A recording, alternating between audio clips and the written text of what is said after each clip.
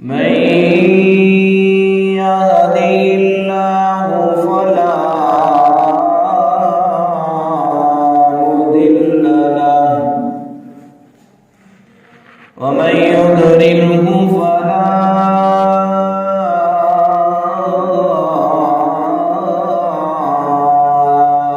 هادي له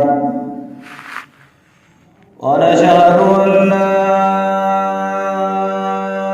إله إلا الله وحده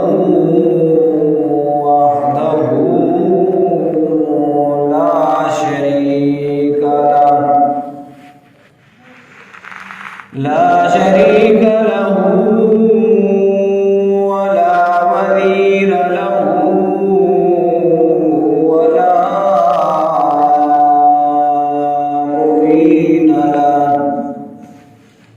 ولا معين له ولا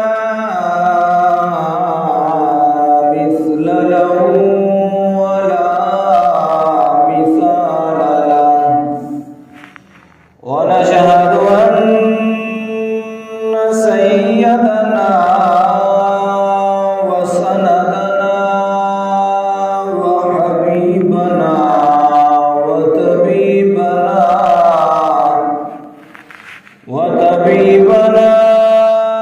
وحبيب ربنا ومولانا وأكملنا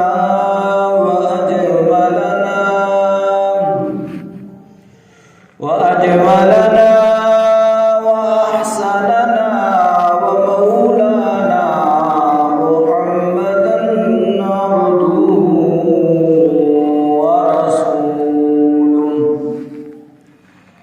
أرسله بالحق بشيرا ونذيرا وداعيا إلى الله بإذنه وسراجا منيرا أعوذ بالله من الشيطان الرجيم بسم الله الرحمن الرحيم سبحان الذي أسرى بعبده ليلا من المسجد الحرام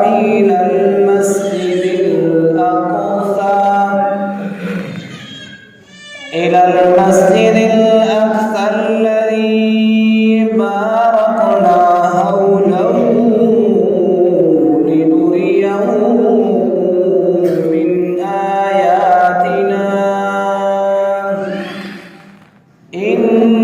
إنه هو السميع البصير سبحانك لا علم لنا إلا ما علمتنا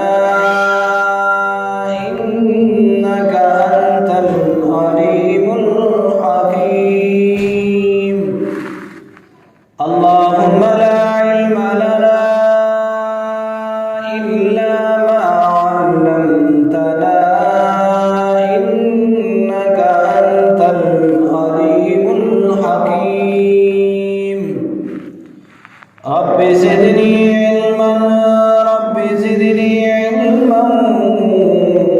وقل رب زدني علما رب اشرح لي صدري ويسر لي أمري واحلل عقدة من لساني يفقهوا قولي وقال الله تبارك وتعالى في شان حبيبه إن الله وملائكته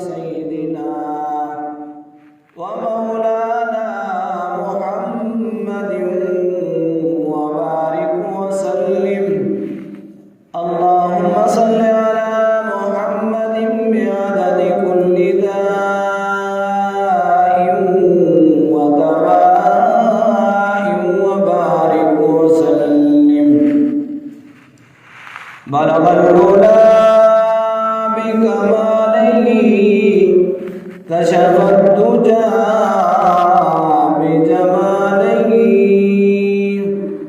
أرسلت جميع خصاله صلوا عليه وآله اللهم صل على روح محمد في الأرواح وصل على جسد محمد في الأجساد وصل على قبر محمد في القبور وصل على روضة محمد في الرياض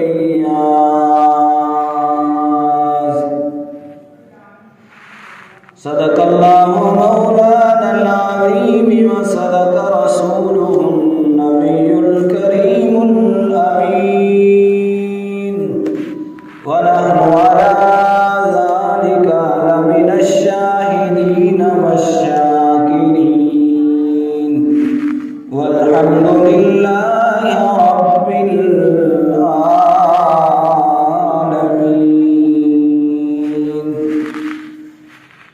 وہ آئے جن کے آنے کی زمانے کو ضرورت تھی وہ آئے جن کے آنے کی زمانے کو ضرورت تھی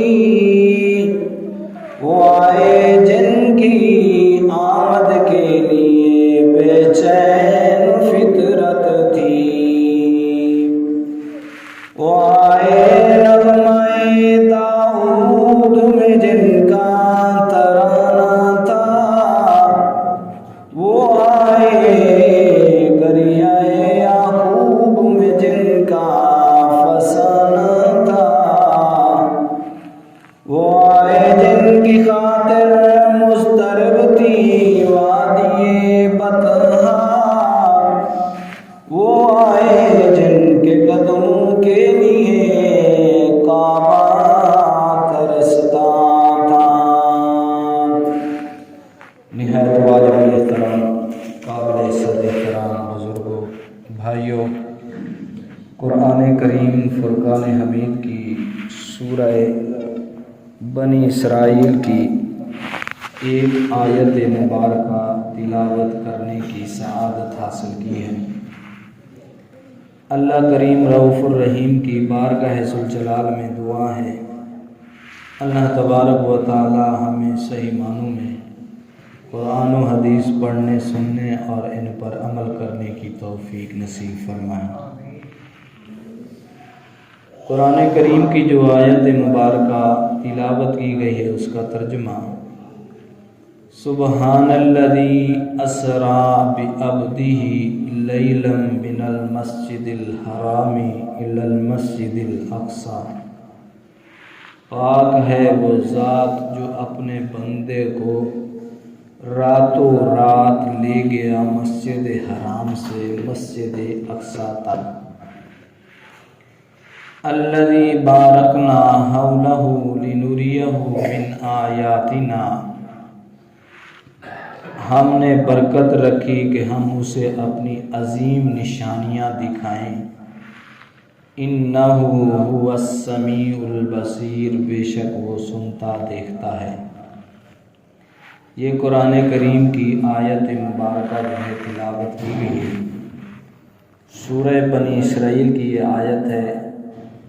سورہ بنی اسرائیل مکی صورت ہے۔ اس صورت میں اللہ تبارک و تعالی نے میرے آقا صلی اللہ علیہ وسلم کا سفر معراج شریف بیان فرمایا۔ فرمایا سبحان الذی، پاک ہے وہ ذات، اللہ کی ذات ہر عیب سے پاک ہے۔ بعبدہ لیلا من المسجد الحرام، جو راتوں رات لے گیا مسجد حرام سے الی المسجد الاقصی، مسجد اقصی کی طرف، اپنے محبوب کو۔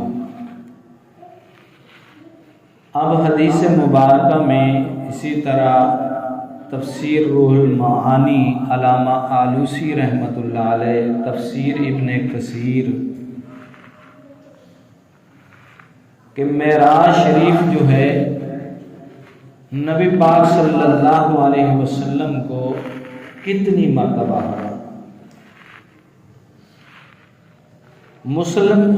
مسلم یہ بات ہے کہ 22 مرتبہ تو نبی پاک صلی اللہ علیہ وسلم کو جو معراج ہے وہ روحانی طریقے سے ہوا، اور جسمانی 1 مرتبہ معراج شریف ہوا۔ روحانی جس طرح ہم خواب دیکھتے ہیں، سوئے اپنے گھر میں ہوتے ہیں، کوئی آدمی مکے میں گھوم رہا ہوتا ہے، کوئی اپنی ملازمت والی جگہ پہ، روحانی 22 مرتبہ نبی پاک صلی اللہ علیہ وسلم کو معراج شریف ہوا، جسمانی 1 مرتبہ ہوا۔ نبی پاک صلی اللہ علیہ وسلم ام ہانی کے گھر میں سوئے ہوئے تھے کہ آقا نامدار صلی اللہ علیہ وسلم کی بارگاہ رسالت میں جبرائیل آتے ہیں اور پیغام لے کے آتے ہیں۔ نبی پاک صلی اللہ علیہ وسلم نے سمجھا جیسے پہلے پیغامات لے کے آتے تھے ایسے ہی کوئی پیغام لے کے آیا ہے۔ فرمایا آج میں ایک نیا پیغام لے کے آیا ہوں۔ یا رسول اللہ، وہ یہ پیغام ہے کہ اللہ تعالیٰ اپنے ہاں آپ کو بلانا چاہتے ہیں۔ 7 آسمانوں اور 7 زمینوں کی سیر، 7 آسمانوں کی سیر، اور اس سے اوپر سدرۃ المنتہا تک کی سیر، اور اسی طرح اللہ کی نورانیت کے پردے چاہ کر کے اللہ سے ملاقات کرانا چاہتے ہیں۔ فرمایا جبرائیل علیہ السلام نے، یا رب میں جاتا ہوں تو تیرا محبوب تو سویا ہوا ہے، اور قرآن پاک میں اللہ پاک نے جا بجا فرمایا جس کی آواز نبی پاک صلی اللہ علیہ وسلم سے اوپر چلی گئی یا جس نے بے ادبی کر لی، اللہ اس کے سارے نامہ اعمال کو ضائع کر دے گا۔ میں جاتا ہوں تو آقا صلی اللہ علیہ وسلم تو سوئے ہوئے ہیں، فرمایا ایسے کرنا، ان کے پاؤں کی تلیوں کو اپنے ہاتھوں سے مسلنا، چم چم کے تلیاں سائنوں جگایا۔ جبرائیل رب دا پیغام لایا کہ آقا صلی اللہ علیہ وسلم کی بارگاہ میں پاؤں جو ہے نبی پاک صلی اللہ علیہ وسلم کی تلیوں کو ایسے مسلتے ہیں، آقا صلی اللہ علیہ وسلم کی آنکھ مبارک کھلتی ہے۔ جبرائیل علیہ السلام نے پیغام سنایا، سواری کھڑی ہوئی ہے۔ نبی پاک صلی اللہ علیہ وسلم نے فرمایا جبرائیل، مکے سے مسجد اقصی کا جو سفر ہے وہ 1 مہینے کا ہے، اور میرے آقا صلی اللہ علیہ وسلم فرماتے ہیں پہلے آسمان کا سفر زمین سے 500 سال کا ہے، اور 7 آسمانوں کا سفر لگاؤ تو 3500 سال بنتے ہیں۔ اتنا سفر کیسے طے ہوگا؟ فرمایا جس ذات نے بھیجا ہے اس ذات نے سارا انتظام کر کے بھیجا ہے۔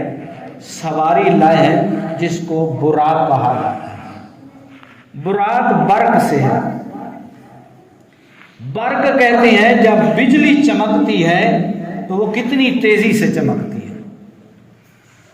حدیث مبارکہ میں آتا ہے گدھے سے بڑی اور خچر سے چھوٹی سواری تھی، اور اس سواری کے بارے میں آتا ہے جہاں اس کی نگاہ جاتی تھی وہاں اس کا پاؤں پڑتا تھا۔ نبی کریم صلی اللہ علیہ وسلم کے لیے وہ سواری جو ہے پیش کی گئی۔ آپ ام ہانی کے گھر سے حتیم میں آئے۔ حتیم میں جس کو مسجد حرام کہا جاتا ہے، اس میں آپ نے 2 نفل پڑھے. 2 نفل پڑھنے کے بعد آپ سواری کے پاس جب جاتے ہیں سواری کودنا شروع ہو گئی. جبرائیل علیہ السلام نے فرمایا تو کیوں کود رہی ہے, کیوں مچل رہی ہے؟ اس نے کہا میں اس لیے مچل رہی ہوں, کود رہی ہوں کہ امام الانبیاء کے سردار میرے اوپر سواری کرنے والے ہیں. معلوم ہوتا ہے جنت میں اللہ تعالیٰ نے سواریاں جنتیوں کے لیے بنائی ہوئی ہیں, کیونکہ نبی پاک صلی اللہ علیہ وسلم کے لیے سواری جنت سے آئی تھی. جبرائیل علیہ السلام فرمایا جب جبرائیل علیہ السلام نے اللہ اپنی ملاقات کے لیے بلا رہے ہیں, فرمایا یہ تو سارے انبیاء کو اللہ نے اپنا دیدار کرایا. فرمایا ان کو جو دیدار ہوا ہے وہ زمین پر ہوا ہے, لیکن آپ کو 7 آسمانوں کے پردے چاک کر کے نورانی پردوں کو ہٹا کر کے اللہ تعالیٰ نے اپنی ملاقات کا اشتیاق بخشا ہے. آپ میں اور ان میں بڑا فرق ہے. آپ انبیاء کے سردار ہیں. سواری پہ میرے آقا صلی اللہ علیہ وسلم بیٹھ جاتے ہیں.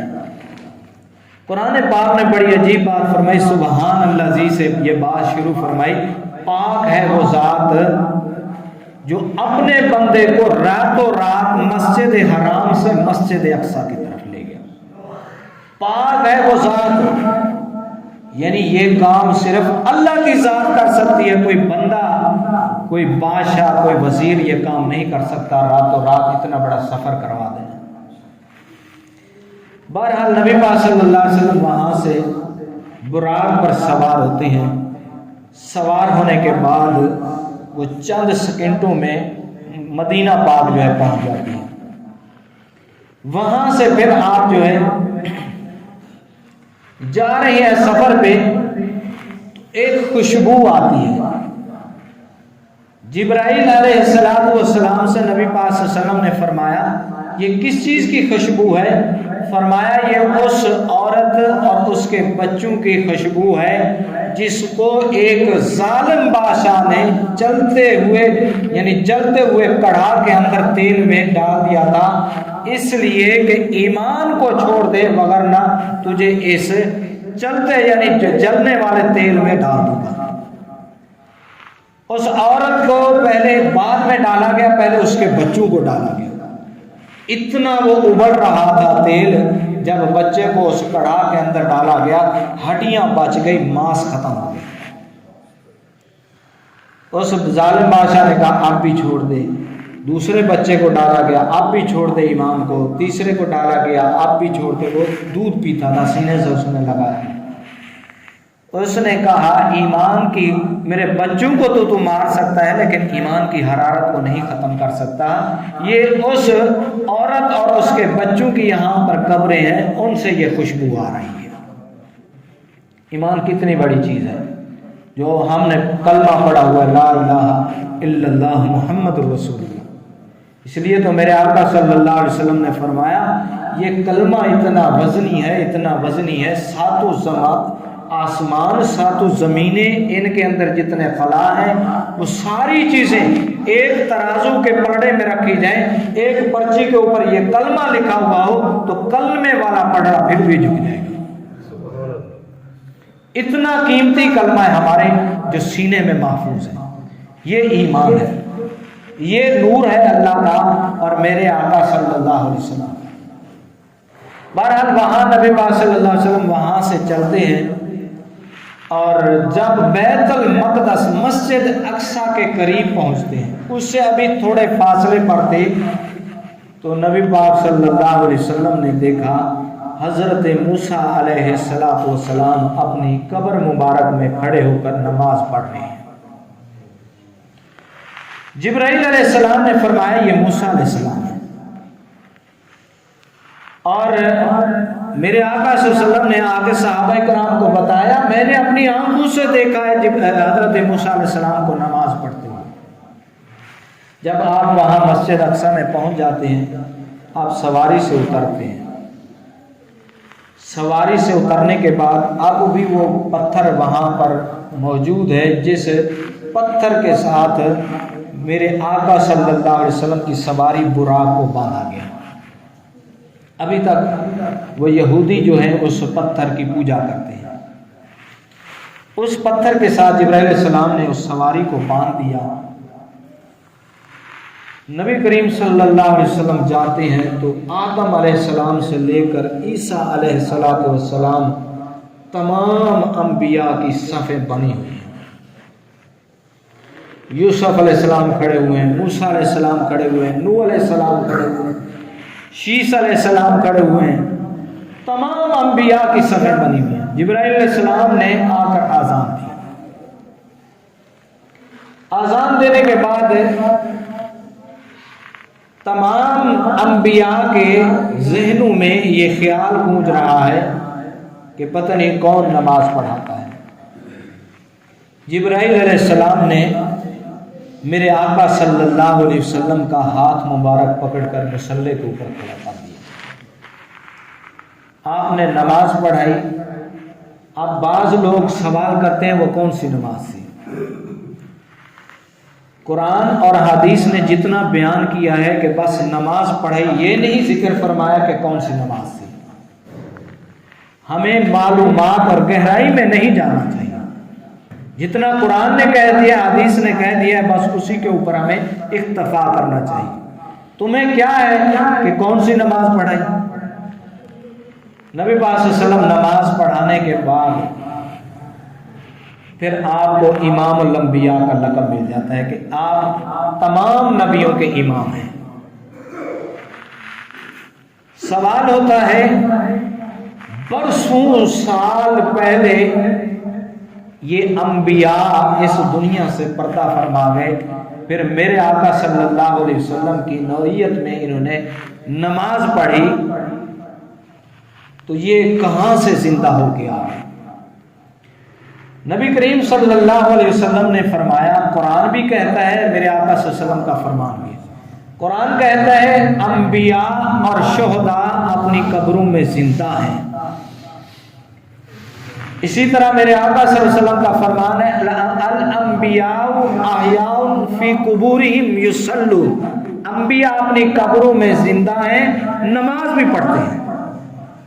تیسری دلیل میرے آقا صلی اللہ علیہ وسلم نے فرمایا ما بین بیتی و منبری روضۃ من ریاض الجنہ، کہ میرے منبر سے لے کر جو میرے گھر تک یہ جو رستہ ہے یہ ریاض الجنہ، یعنی جو تمام جنتوں کی سردار جنت ہے اس کا ٹکڑا ہے۔ میں آپ سے پوچھتا ہوں، ایک آدمی جنت میں ہے اور وہ آنکھیں میٹی ہوئی ہیں، اس میں روح نہیں ہے، اس کو جنت میں رہنے کا تو پھر کوئی فائدہ نہیں۔ جنت میں انسان تب ہوتا ہے جب وہ زندہ ہو۔ تو انبیاء اپنی قبروں میں زندہ ہیں، یصلون، نماز بھی پڑھتے ہیں۔ تو تمام انبیاء علیہ السلام نے نبی پاک صلی اللہ علیہ وسلم کی نوعیت میں نماز پڑھی۔ معلوم ہوتا ہے تمام وظائف میں، تمام اعمالوں میں جو سب سے افضل چیز جو اللہ کو زیادہ پسند ہے وہ نماز پسند ہے۔ یہاں تمام انبیاء کو اللہ تعالیٰ نے مسجد اقصی میں اکٹھا کر کے میرے پیغمبر صلی اللہ علیہ وسلم کی نوعیت میں نماز پڑھائی، وہاں جاتے ہیں تو وہی نماز والا تحفہ عطا فرمایا۔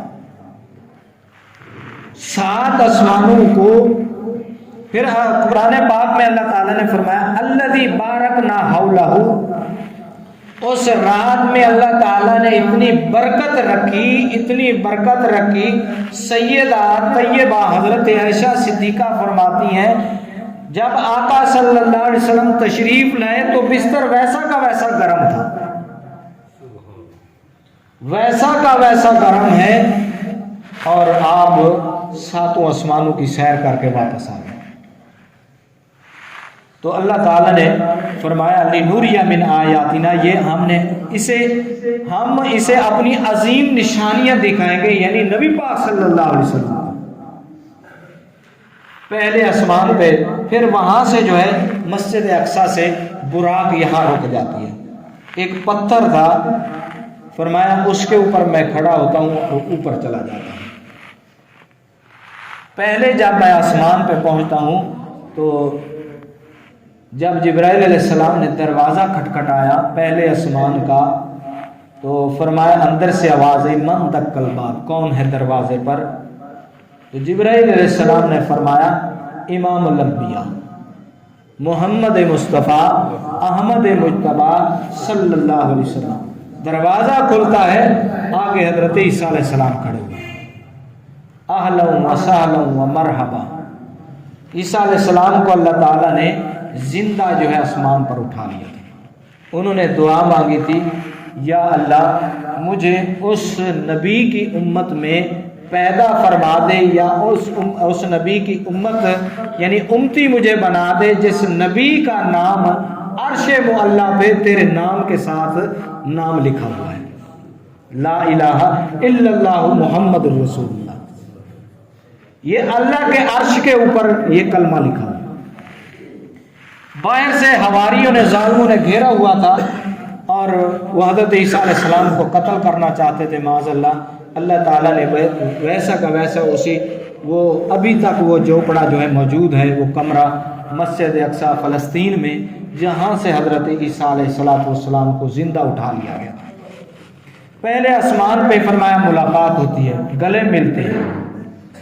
یہ ان کی دعا اللہ تعالیٰ نے قبول فرمائی، اور وہ قیامت کے قریب جب دجالی فتنہ آئے گا وہ زمین پر آئیں گے، دمشق کی جامع مسجد پر امام مہدی علیہ السلام جب صفیں بن چکی ہوں گی تو پھر اس وقت حضرت عیسیٰ علیہ السلام آئیں گے، اور ان کی زلفوں سے جنت کا غسل کر کے جب آئیں گے، زلفوں سے پانی جو ہے ٹپک رہا ہوگا، وہ آ کے پھر جو ہے وہ دجال کا مقابلہ کریں گے، اس کو قتل کریں گے۔